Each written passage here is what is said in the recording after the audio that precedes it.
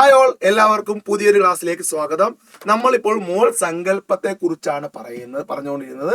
നമുക്ക് ഇതുവരെ ആദ്യത്തെ ക്ലാസ്സിൽ നമ്മൾ എന്താണ് തന്മാത്രയും അതുമായിട്ട് ബന്ധപ്പെട്ട ബേസിക് കാര്യങ്ങൾ പറഞ്ഞു. ഈ ക്ലാസ്സിൽ ഞാൻ പറയാൻ പോകുന്നത് എന്താണ് ആപേക്ഷിക അറ്റോമിക മാസിനെ കുറിച്ചാണ് പറയാൻ പോകുന്നത്. അതൊന്ന് പഠിച്ചു വെച്ചു. അത് കഴിഞ്ഞിട്ട് നമുക്ക് എന്ത് ചെയ്യാം, മോൾ സങ്കല്പം ഡയറിയിലേക്ക് അടക്കാം. ഇതിന് ഞാൻ നമ്മുടെ പ്രീവിയസ് ക്വസ്റ്റ്യൻ എല്ലാം നമ്മൾ ചെയ്യും. അതുകൂട്ട് ഇതിൽ ഒരു കഴിഞ്ഞ എക്സാമിനൊക്കെ വന്നിട്ടുണ്ടേ, അതുകൂട്ട് തന്നെ നമ്മുടെ SCRTയിലെ ക്വസ്റ്റ്യൻ ഒക്കെ നമ്മൾ എന്ത് ചെയ്യും, ഫോളോ അപ്പ് ചെയ്യും. ഞാൻ എപ്പോഴും പറയുന്ന കൂട്ട് ഞാൻ വീണ്ടും വീണ്ടും പറയുകയാണ്, നിങ്ങളുടെ സപ്പോർട്ടാണ് ഏറ്റവും വലുത്. നിങ്ങളുടെ സപ്പോർട്ട് അനുസരിച്ചാണ് നമ്മൾ കൂടുതൽ വീഡിയോ ചെയ്യാനുള്ള പ്രചോദനം. അതുകൊണ്ട് മാക്സിമം നിങ്ങൾ കൂട്ടുകാരിലേക്ക് ഷെയർ ചെയ്യുക, സബ്സ്ക്രൈബ് ചെയ്യാൻ മറക്കരുത്. നിങ്ങൾ ക്ലാസ് ഇഷ്ടപ്പെട്ടാൽ മാത്രം ഇതൊക്കെ നിങ്ങൾ ചെയ്താൽ മതി മക്കളെ. ഓക്കെ, നമുക്ക് ക്ലാസ്സിലേക്ക് കടക്കാം. നമ്മൾ ഇപ്പോൾ പറയാൻ പോകുന്നത് എന്താണ് ആപേക്ഷിക അറ്റോമിക മാസ്. എന്താണ് ആപേക്ഷിക അറ്റോമിക മാസ്? അതിന്റെ ഇംഗ്ലീഷ് ആണ് റിലേറ്റീവ് അറ്റോമിക മാസ്. എന്താണ് റിലേറ്റീവ് അറ്റോമിക മാസ്? ഓക്കെ, എന്താ ആപേക്ഷിക അറ്റോമിക മാസ്? ഞാൻ സിമ്പിൾ ആയിട്ട് നിങ്ങൾക്ക് പറയാം. ഒരാറ്റത്തിന്റെ മാസുമായി താരതമ്യം ചെയ്ത് മറ്റൊരാറ്റത്തിന്റെ മാസ് പ്രസ്താവിക്കുന്ന രീതിയാണെന്ത് ആപേക്ഷിക അറ്റോമിക മാസ്. എന്താണ് ഒരാറ്റത്തിന്റെ മാസുമായിട്ട് താരതമ്യം ചെയ്ത് മറ്റൊരാറ്റത്തിന്റെ മാസ് പ്രസ്താവിക്കുന്ന രീതിയാണെന്ത് ആപേക്ഷിക അറ്റോമിക മാസ് അല്ലെങ്കിൽ റിലേറ്റീവ് അറ്റോമിക മാസ്. ഞാൻ സിമ്പിൾ ആയിട്ട് പറഞ്ഞു ഇങ്ങോട്ട് നോക്കാം. ഞാനൊരു കാര്യം പറയാം. ഞാൻ ആദ്യം ഒരു ത്രാസ് എടുക്കും. നമുക്കറിയാം, ഇപ്പൊ കടയിലൊക്കെ പോയി ഇപ്പം നമ്മൾ സാധനം മേടിക്കാൻ പോകുന്നത് 5 കിലോഗ്രാം ത്രാസില്ല, കോമൺ ബാലൻസ് ത്രാസ് എടുക്കുവാണ്. ത്രാസ് എടുക്കുമ്പോൾ നമുക്കറിയാം ത്രാസിന് പ്രധാനമായിട്ടും 2 ബക്കറ്റ് കൂട്ടിരിക്കുന്ന ചട്ടി, അവിടെ അല്ലേ നമ്മൾ എന്താണ് ഇപ്പുറത്ത് നമ്മൾ കട്ടി വെക്കും, ഇപ്പുറത്ത് എന്താണ് സാധനം വെച്ച് തൂക്കുന്നത്. അപ്പൊ 2 ആ സംഭവം എടുക്കുക. ഓക്കെ അല്ലേ? എന്താണ് ബക്കറ്റ് കൂട്ടിരിക്കുന്ന സാധനം. അതിനകത്ത് ഒരെണ്ണത്തിനകത്ത് ഞാൻ കാർബൺ ഇട്ടു. കാർബണിന്റെ മാസ് 12. അപ്പൊ സ്വാഭാവികമായിട്ട് എന്ത് ചെയ്യും, ഈ സൈഡത്ത് ഇങ്ങോട്ട് താഴും. കാരണം കാർബൺ ഇട്ടപ്പോൾ കാർബണിന്റെ മാസ് 12 ഇങ്ങോട്ട് ചായും.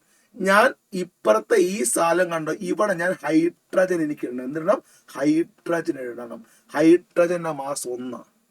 ഓക്കെ, എന്റെ ക്വസ്റ്റ്യൻ, ഈ കാർബണിന്റെ മാസ് തുല്യമായിട്ട് ഇത് നേരെ നിൽക്കണമെങ്കിൽ എത്ര ഹൈഡ്രജൻ ഇവിടെ ഇടണം മക്കളെ?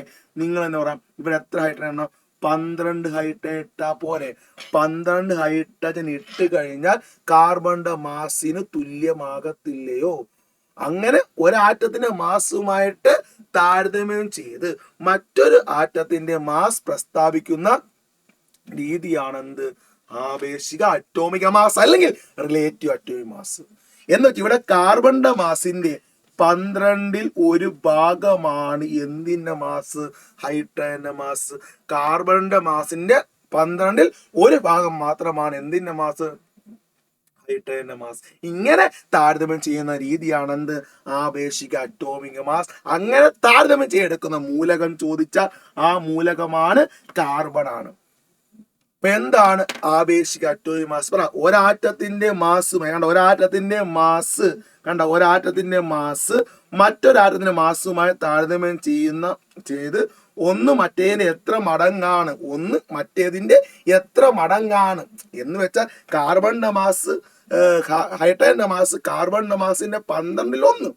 അങ്ങനെ കമ്പയർ ചെയ്തെടുക്കുന്ന രീതിയെ പറയുന്ന പേരാണെന്ത് ആപേക്ഷിക അറ്റോമിക മാസ്. ക്ലിയർ? ഒരാറ്റത്തിന്റെ മാസുമായി താരതമ്യം, ഒരാറ്റത്തിന്റെ മാസ് മറ്റേ ആറ്റത്തിന് എത്ര മടങ്ങാണ്, എത്ര ഉള്ളൂ. ഈ രീതിയാണ് ആപേക്ഷിക അറ്റോമിക മാസ്. ഇത് അറ്റോമിക മാസ് ആയിക്കോട്ടെ മോളിക്കുലർ മാസ് ആയിക്കോട്ടെ അവന്മാരുടെ യൂണിറ്റ് ആണ് ഞാൻ പറയാൻ പോകുന്നത്. ഒന്ന് AMU. AMU എന്തുവാ? അറ്റോമിക മാസ് യൂണിറ്റ്. രണ്ടാമത്തെ അല്ലെങ്കിൽ നമുക്ക് യൂണിഫൈഡ് മാസ് എന്ന് പറയാം. ഒന്നെങ്കിൽ അറ്റോമിക മാസ് യൂണിറ്റ്, അല്ലെങ്കിൽ യൂണിഫൈഡ് മാസ്, അല്ലെങ്കിൽ ഡാൾട്ടൺ DA കൊണ്ട് സൂചിപ്പിക്കും. ഇത് 3മാണ് അറ്റോമിക മാസിന്റെ യൂണിറ്റുകൾ. ഓക്കെ അല്ലേ? ഒന്ന് AMU atomic mass unit of atomic mass. കാരണം യൂണിറ്റ് എന്തിന്റെയൊക്കെ? അറ്റോമിക മാസിന്റെയും മോളിക്കുലർ മാസിന്റെയും യൂണിറ്റ് ചോദിച്ചാൽ ഒന്നെങ്കിൽ AMU അറ്റോമിക മാസ് യൂണിറ്റ്, അല്ലെങ്കിൽ യൂണിഫൈഡ് മാസ്, അല്ലെങ്കിൽ ഡാൾട്ടൺ. ക്ലിയർ ആയോ? ഞാൻ ഒന്നും കൂടെ പറയാം. എന്താ ഒരാറ്റത്തിന്റെ മാസ്, ഞാൻ പറഞ്ഞില്ലേ ഒരു ത്രാസ് എടുത്തു, ഇവിടെ എന്താണ് കാർബൺ ഇട്ടു, അപ്പൊ ഇത് ഇങ്ങോട്ട് വന്നു, ഹൈഡ്രജന്റെ മാസ് 1. ഇത് നേരെ നീക്കണമെങ്കിൽ 12 ഹൈഡ്രജൻ എണ്ണം, എന്ന് വെച്ചാൽ കാർബണിന്റെ മാസിന്റെ 12 ഹൈഡ്രജന്റെ മാസ്. ഓക്കെ അല്ലേ? ക്ലിയർ ആണോ? ഇനി ഞാൻ ചോദിക്കും, ഈ അറ്റോമിക മാസ് എന്താ? ഈ അറ്റോമിക മാസ് എന്ന് വെച്ചാൽ ഒരാറ്റത്തിന്റെ മാസ്. നമുക്കെല്ലാം മാസില്ലേ? എനിക്ക് മാസമുണ്ട്, ഈ കണ്ടുകൊണ്ടിരിക്കുന്ന എല്ലാവർക്കും എന്തുണ്ട്? മാസമുണ്ട്. നമ്മളെല്ലാം നിർമ്മിച്ചിരിക്കുന്ന ആറ്റങ്ങൾ കൊണ്ടാടേ, അനേകം ആറ്റങ്ങൾ കൊണ്ടാ. 1 സെന്റിമീറ്റർ സ്വർണം എന്ന് പറയുന്നത്, 1 സെന്റിമീറ്റർ സ്വർണം എന്ന് പറയുന്നത് 3.5 കോടി സ്വർണ്ണമാറ്റം അടുക്കി അടുക്കി അടുക്കി വെച്ചാലാണ് 1 സെന്റിമീറ്റർ സ്വർണം ലഭിക്കുക. മനസ്സിലായി? അപ്പൊ നമ്മളെല്ലാം നിർമ്മിച്ചിരിക്കുന്ന കോടാനുകോടി ആറ്റങ്ങൾ കൊണ്ടാ. നമുക്ക് മാസം ഉണ്ടെങ്കിൽ നമ്മളെ നിർമ്മിച്ചിരിക്കുന്ന ആറ്റങ്ങൾക്കും എന്തുണ്ട്? മാസമുണ്ട്. ആ മാസാണ് അറ്റോമിക മാസ്. അറ്റോമിക മാസും മാസ് നമ്പറും 2 കേട്ടോ. മിക്കവരും വിചാരിച്ചിരിക്കുന്ന അറ്റോമിക മാസും മാസ് നമ്പറും ഒന്നല്ലേ? അല്ല, അറ്റോമിക മാസും മാസ് നമ്പറും 2 മാസ് നമ്പർ നമുക്കറിയാം. ന്യൂക്ലിയസിനകത്ത് എന്തുണ്ട് അവ കൂട്ടിയാൽ മതി. ന്യൂക്ലിയസിനകത്തുള്ള പ്രോട്ടോണിന്റെയും ന്യൂട്രോണിന്റെയും എണ്ണങ്ങളുടെ തുകയാണെന്ത്? Mass number. മനസ്സിലായോ? ഒരാറ്റത്തിന് ന്യൂക്ലിയസ് ഞാൻ വരയ്ക്കുകയാണ്. ന്യൂക്ലിയസിന്റെ അകത്ത് എന്തുണ്ട്? പ്രോട്ടോൺ ഉണ്ട്, ന്യൂട്രോൺ ഉണ്ട്. ഇവ തമ്മിൽ കൂട്ടിയാൽ നമുക്ക് മാസ് നമ്പർ കിട്ടും. മനസ്സിലായോ? പക്ഷെ അറ്റോമിക് മാസ് അങ്ങനെ കിട്ടൂല. എങ്ങനെയാണ് അറ്റോമിക് മാസ് കിട്ടുക എന്ന് ഇവിടെ കിടപ്പുണ്ട്. ഓക്കെ, നമുക്കറിയാം, നമുക്ക് നിലവിൽ നമ്മുടെ ആവർത്തന പട്ടികയിൽ 118 മൂലകമുണ്ട്. ഈ 118 മൂലകത്തിനും ഐസോട്ടോപ്പ് ഉണ്ട്. ഐസോട്ടോപ്പ് ഒക്കെ അങ്ങോട്ട് എടുത്ത് തരാം. ഐസോട്ടോപ്പ് ഉണ്ട്. ഈ ഐസോട്ടോപ്പുകളുടെ അറ്റോമിക മാസിന്റെ ശരാശരി എടുക്കുമ്പോൾ എന്താ? ഐസോട്ടോപ്പുകളുടെ, ഇപ്പൊ ഹൈഡ്രജന് 3 ഐസോട്ടോപ്പ് ഉണ്ട്. Protium, deuterium, tritium. ഹൈഡ്രജന് 3 ഐസോട്ടോപ്പ് ഏതൊക്കെയാ? Protium, deuterium, tritium. കാർബണിന്റെ ഐസോട്ടോപ്പ് ഏതൊക്കെയാ? കാർബൺ 12, 13, 14, 16 അങ്ങനെ അങ്ങോട്ട് പോകും. അപ്പോൾ ഓൾമോസ്റ്റ് എല്ലാ ആറ്റത്തിനും ഐസോട്ടോപ്പ് ഉണ്ട്. ഇവയുടെ അറ്റോമിക മാസിന്റെ ശരാശരി എടുക്കണം. അപ്പൊ നമുക്ക് എന്ത് കിട്ടും? ആ ഹൈഡ്രജന്റെ അറ്റോമിക മാസ് ചോദിച്ചു കഴിഞ്ഞാൽ ഹൈഡ്രജന്റെ ഐസോട്ടോപ്പ് ഉണ്ട്. Protium, deuterium, tritium. ഇവയുടെ ശരാശരി എടുക്കണം. സെറ്റാണോ? നോക്കിയേ മക്കളെ, ഐസോട്ടോപ്പുകളുടെ സാന്നിധ്യം പരിഗണിച്ച് ശരാശരി അറ്റോമിക് മാസ് കണക്കാക്കുമ്പോൾ അറ്റോമിക മാസ് നമുക്ക് കിട്ടുന്നു. ആ അറ്റോമിക മാസ് മിക്കപ്പോഴും ഒരു ദശാംശ സംഖ്യ ആയിരിക്കും. നോക്കി, ഇപ്പൊ ഹൈഡ്രജന്റെ അറ്റോമിക മാസ് എന്ന് പറഞ്ഞാൽ ഹൈഡ്രജന് 3 ഐസോട്ടോപ്പ് ഉണ്ട്. പ്രോട്ടിയം, ഡ്യൂട്ടീരിയം, ട്രിഷ്യം അല്ലെ? അവയുടെ അറ്റോമിക മാസിന്റെ, ആ പ്രോട്ടിയം, ഡ്യൂട്ടീരിയം, ട്രിഷ്യം അറ്റോമിക മാസിന്റെ ആവറേജ് ശരാശരി എടുക്കുമ്പോൾ നമുക്ക് 1.0079 കിട്ടും. പക്ഷേ ഇത് കാൽക്കുലേഷൻ ഒക്കെ ബുദ്ധിമുട്ടായതുകൊണ്ട് നമുക്കതിനെ 1 എന്ന് പറയാം. ഈ 1 കാണുമ്പോഴാണ് നമുക്ക് ഡൗട്ട് വരുന്നത്. മാസ് നമ്പരും ഹൈഡ്രജന്റെ 1 അല്ലേ? കാരണം അത് കറക്റ്റ് 1.0076 അതാ 1 ആയിട്ട് എടുക്കുന്നത്. സിമ്പിൾ ആയിട്ട് ഞാൻ പറഞ്ഞു ഇങ്ങോട്ട് നോക്ക്, ഇങ്ങോട്ട് ശ്രദ്ധിച്ചു. ഇപ്പൊ ഉദാഹരണം ക്ലോറിന്റെ പ്രധാന ഐസോട്ടോപ്പാണ് ക്ലോറിൻ 35ഉം ക്ലോറിൻ 37ഉം. ഓക്കെ, ക്ലോറിൻ 35 കാണപ്പെടുന്നത് 100ൽ 75% ക്ലോറിൻ 35 ആണ്. എന്നാൽ 100ൽ 25% ക്ലോറിൻ 35% ആണെങ്കിൽ ബാക്കി 20% എന്തായിരിക്കും? ക്ലോറിൻ 37 ആയിരിക്കും. ഇതിന്റെ ആവറേജ് എടുക്കണം. നമുക്കറിയാം ക്ലോറിൻ 35 പറഞ്ഞ മക്കളെ 100ൽ എത്ര ഉണ്ട്? 100ൽ 75%. സെറ്റ് ആണെന്ന് വിശ്വസിക്കുന്നു. പ്ലസ് ഇത് പഠിക്കണം, ജസ്റ്റ് എങ്ങനെ വന്നേന്ന് ഓർത്ത് വെക്കുക. കാരണം ഇതാണ് നമുക്ക് ഈ അറ്റോമിക് മാസ് അറിഞ്ഞാൽ മാത്രമേ മോൾ കൺസെപ്റ്റ് എന്തെങ്കിലുമൊക്കെ ചെയ്യാൻ പറ്റത്തുള്ളൂ. ഓക്കെ, മോൾ കൺസെപ്റ്റ് പഠിക്കണമെങ്കിൽ ആദ്യം അറ്റോമിക് മാസ് പഠിക്കണം. ഞാൻ ഇത് കഴിഞ്ഞിട്ട് കുറച്ച് അറ്റോമിക് മാസ് പറയും, അത് പഠിച്ചു വെച്ചോണം. അത് പഠിച്ചിട്ട് മാത്രമേ നെക്സ്റ്റ് ക്ലാസ് കാണാവുള്ളൂ. ഓക്കെ അല്ലേ? ക്ലോറിൻ 35 100ൽ 75%. ക്ലോറിൻ 37 100ൽ എത്രയാണ്? 100ൽ 25%. നമുക്ക് വെട്ടാലോ. 25 1 3 75, 25 4 100. കണ്ടോ, മേലെ 75 25 കൊണ്ട് വെട്ടുമ്പോൾ 25 × 3 അല്ലേ 75 അല്ലേ. 25 × 3 എന്താണ് 75. 25 × 4 100. ഓക്കെ അല്ലേ. 25 × 1 25, 25 × 4 100 എന്ന് വെച്ചാൽ 35 × 3 എന്ന് വരും. കണ്ട, ബൈ 4 പ്ലസ് 37 × 1 ബൈ 4 എന്ന് വരും.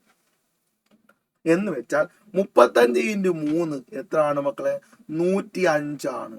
പ്ലസ് 37 × 1 37 ആണ്. നമുക്കറിയാം ഛേദം രണ്ടിടത്ത് സെയിം ആയതുകൊണ്ട് എഴുതിയാൽ മതി, അറിയായിരിക്കും. എന്ന് വെച്ചാൽ 142/4. നമ്മുടെ ആൻസർ 35.5. നോക്കിയാൽ മതി. നമുക്കറിയാം ക്ലോറിന്റെ അറ്റോമിക മാസ് 35.5. ക്ലോറിന്റെ അറ്റോമിക മാസ് 35.5. എന്നാൽ ക്ലോറിന്റെ മാസ് നമ്പർ 35. ഓക്കെ ആണോ, ക്ലിയർ ആണോ? ഇങ്ങനെ ആവറേജ് എടുക്കുമ്പോൾ നോക്കിയേ, ആവറേജ് എടുക്കുമ്പോൾ ഓക്സിജന് ഒരുപാട് ഐസോട്ടോപ്പ് ഉണ്ട്. ഓക്സിജൻ 15, 16, 17. അതിന്റെ ആവറേജ് എടുക്കുമ്പോൾ കറക്റ്റ് കിട്ടും. നോക്കിയേ 15.994. അത് നമുക്ക് എന്തായിട്ട് എടുത്തു, 16 എടുത്തു. സോഡിയത്തിന് ഒരുപാട് ഐസോട്ടോപ്പ് ഉണ്ട്. അവന്മാരുടെ ആവറേജ് എടുക്കുമ്പോൾ 22.989. അത് 23 എടുത്തു. കാർബൺ ഐസോട്ടോപ്പ് ഒരുപാടുണ്ട് അല്ലേ, 11, 12, 13 അങ്ങോട്ട് പോകും. അതിന്റെ ആവറേജ് എടുക്കുമ്പോൾ നമുക്ക് ഈ 12.011 എന്ന് വരും. അത് നമ്മൾ 12 എടുത്തു. നൈട്രേനും ഒരുപാട് ഐസോട്ടോപ്പ് ഉണ്ട്. അവയുടെ അറ്റോമിക് മാസിന്റെ ശരാശരി എടുക്കുമ്പോൾ 14.0067 കിട്ടും. അത് നമ്മൾ 14 എടുത്തു. ക്ലിയർ ആണോ? ഇനി ഞാൻ പറയുന്ന കാര്യം ഓർത്തോണം. ഓക്കെ, ഇത്രയൊന്നും ഓർത്ത് വെക്കാം. ഇനി ഞാൻ കുറച്ച് അറ്റോമിക് മാസ് പറയാം. അതാണ് നിങ്ങൾ പഠിച്ചു വെക്കേണ്ടത്. ഞാൻ എല്ലാം ഒന്നും പറയുന്നില്ല, ആവശ്യമുള്ള കുറച്ച് കാര്യങ്ങൾ പഠിച്ചോളൂ. ഒന്നാമത്തെ ഹൈഡ്രജന്റെ അറ്റോമിക മാസ്. ഹൈഡ്രജന്റെ അറ്റോമിക മാസ് 1 ആണ്. അറ്റോമിക് മാസിന്റെ യൂണിറ്റ് യു ആണ്. യു അല്ലെങ്കിൽ ഡാൾട്ടൺ ആണ്. AMU ഇപ്പൊ പറയാറില്ല, ഒന്നെങ്കിൽ യു അല്ലെങ്കിൽ ഡാൾട്ടൺ. അടുത്ത ഹീലിയത്തിന്റെ 4 യു. ഓക്കെ, ഇനി കാർബൺ ഞാൻ നേരത്തെ പറഞ്ഞു 12 യു ആണ്. 12.011. ഞാൻ നമുക്ക് വേണ്ടത് മാത്രമേ പറയത്തുള്ളൂ. നമ്മൾ ആ ദശാംശം വരുമ്പോൾ ചെയ്യാൻ ബുദ്ധിമുട്ടുള്ളത് കൊണ്ട് പൂർണ്ണസംഖ്യയായിട്ട് എടുക്കുന്നു.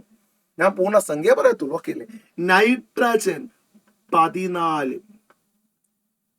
Oxygen 16, fluorine 19 u. പഠിച്ചോണേ. അപ്പൊ എന്താ, hydrogen 1, helium 4, carbon 12, nitrogen 14, oxygen 16, fluorine 19. ഇതൊക്കെ ഇതിന്റെ അറ്റോമിക മാസ് ആണ്. ഇനി സോഡിയം 23, മഗ്നീഷ്യം 24, അലൂമിനിയം 27. പഠിച്ചു, അലൂമിനിയം 27. ഇനി എന്താ മക്കളെ, ഓക്കെ, അലൂമിനിയം 27. അടുത്ത എന്താ, അടുത്ത സൾഫർ ഒന്ന് ഓർത്തോണം 36. ഞാൻ എല്ലാം ഒന്നും പറയുന്നില്ല, 36. സോറി, സൾഫർ 36 അല്ല, സോറി, സൾഫർ 32. ഓക്കെ, ക്ലോറിൻ നമ്മളിപ്പോൾ ചെയ്തു 35.5. ക്ലോറിൻ 35.5. ക്ലോറിൻ 35.5. ഇനി അടുത്തത് പൊട്ടാസ്യം 39, കാൽസ്യം 40. നിങ്ങൾ ഇത്രയും ഒന്ന് പഠിച്ചാൽ മതി. Okay, hydrogen 1, helium 4, carbon 12, nitrogen 14, oxygen 16, fluorine 19, sodium 24, 23, magnesium 24, aluminium 27, sulphur 32, chlorine 35.5, potassium 39, calcium 40. ഇത് കൂടാതെ നമ്മൾ ടെക്സ്റ്റ് ബുക്കിൽ കിടക്കുന്ന 2-3 കൂടെ ഓർത്തോണം. കോപ്പർ നോക്കി, കോപ്പറിന്റെ അറ്റോമിക് മാസ് പഠിച്ചോ 63.5. ഇരുമ്പിന്റെ അറ്റോമിക് മാസ് 55.8. ആവേശിക അറ്റോമിക് മാസ. ഓക്കെ അല്ലേ. സിങ്കിൻ്റെത് 65.3. ഇത് 3 കൂടെ ഒന്ന് ഓർത്തു വെച്ചു. ഞാൻ പറഞ്ഞ ഇത് കൂടാതെ ഈ 3 കൂടെ എന്ത് ചെയ്യാ, ഒന്ന് ഓർത്തു വെച്ചോണം. ഓക്കെ ആണല്ലോ, ക്ലിയർ ആണല്ലോ. നോക്കിയും കണ്ട, കോപ്പർ 63.5, ഇരുമ്പ് 55.8, സിങ്ക് 63.3. ക്ലിയർ ആണല്ലോ. ഞാൻ പറഞ്ഞ കാര്യം കണ്ട, ക്ലോറിൻ കണ്ട, ക്ലോറിൻ 35 പ്രകൃതിയിൽ എത്ര കാണപ്പെടുന്നു? 25%. കണ്ട, ക്ലോറിൻ 37 25%. അതിന്റെ ആവറേജ് എടുക്കുമ്പോഴാണ് 35.5 കിട്ടുന്നത്. ക്ലിയർ ആണോ? ഇത്രയും പറഞ്ഞ കാര്യം ഇതൊന്ന് ഓർത്ത് വെച്ചോ. ഈ അറ്റോമിക് മാസ് വ്യക്തമായിട്ട് നിങ്ങൾ പഠിച്ചോണം, വെരി ഇമ്പോർട്ടൻ്റ്. ഇതിന്റെ കൂടെ ഇതും കൂടെ എന്ത് ചെയ്യുക, ഒന്ന് പഠിച്ച് വെച്ചിട്ട് വേണം അടുത്ത ക്ലാസ് കാണാൻ. അടുത്ത ക്ലാസ് നമ്മൾ മോൾ കൺസെപ്റ്റ് ഡയറക്റ്റ്ലി തുടങ്ങാൻ പോവാണ്. ഈ 2 ക്ലാസ്സിൽ എന്താണ് തന്മാത്ര, എന്താണ് ആപേക്ഷിക അറ്റോമിക് മാസ് എന്ന് മാത്രമാണ് പറഞ്ഞത്. Okay, thank you. നമുക്ക് അടുത്ത ക്ലാസ്സിൽ കാണാം. നിങ്ങളുടെ വിലയേറിയ അഭിപ്രായങ്ങൾ എന്താണ് കമന്റ് ആയിട്ടൊക്കെ എന്ത് ചെയ്യുക, രേഖപ്പെടുത്തുക. ഞാൻ വീണ്ടും പറയണം, നിങ്ങളുടെ സപ്പോർട്ടാണ് ഏറ്റവും വലുത്. ഓക്കെ അല്ലേ? Thank you very much.